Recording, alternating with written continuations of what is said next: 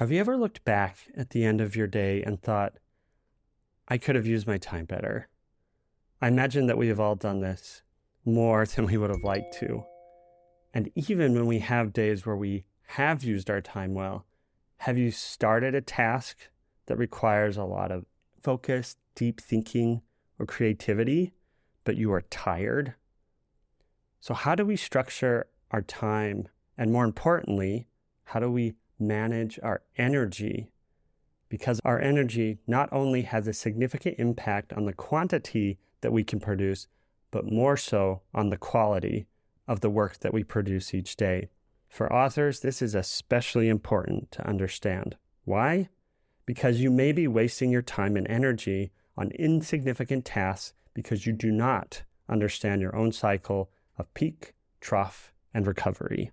I'm Zach Christensen, and this is Beyond the Book, presented by Juxtabook.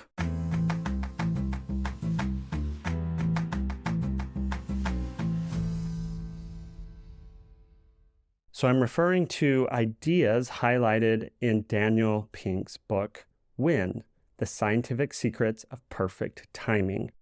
Dan Pink presents a really intriguing approach to structuring your day.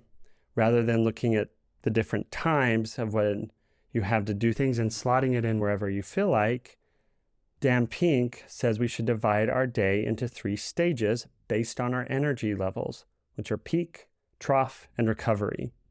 Our peak time throughout the day, as you may have guessed it, is when we are most focused and we do our best work. The trough is when our energy dips, and recovery is when our energy starts to bounce back. Now, these stages are influenced by our natural circadian rhythms, which can be adjusted, but are also inherited based on our genetics and how we've lived our life. From these circadian rhythms, you may label yourself, or have been labeled, an early riser, late riser, a night owl, or maybe somewhere in between. So understanding these stages for yourself can help you identify your own rhythm. For me, I tend to get my best work done first in the morning, after I've gotten up, had breakfast, sit down and have that energy and that focus and creative mind going.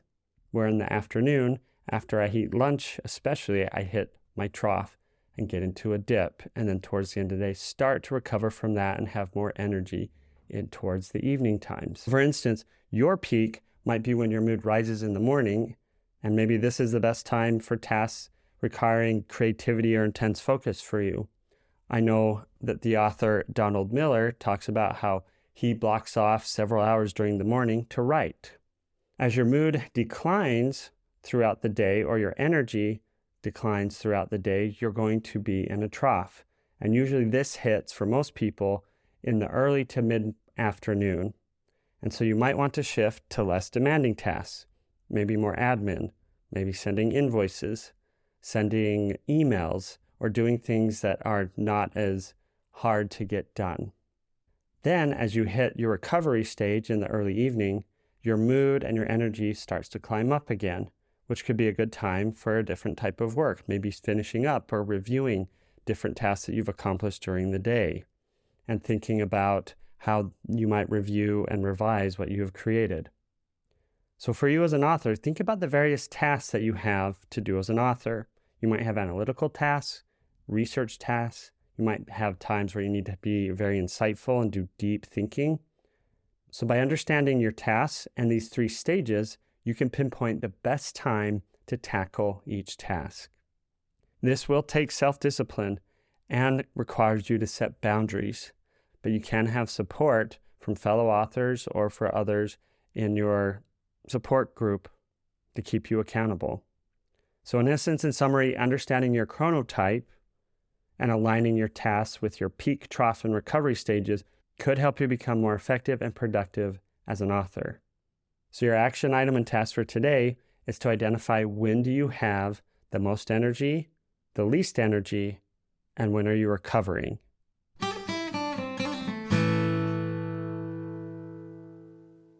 To get help understanding how you can get the most out of each day, visit juxtabook.com to set up your author coaching session today.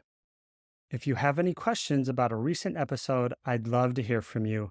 Visit juxtabook.com/beyond the book and click the appropriate button to leave your question, and we will include it in our weekly Q&A episode.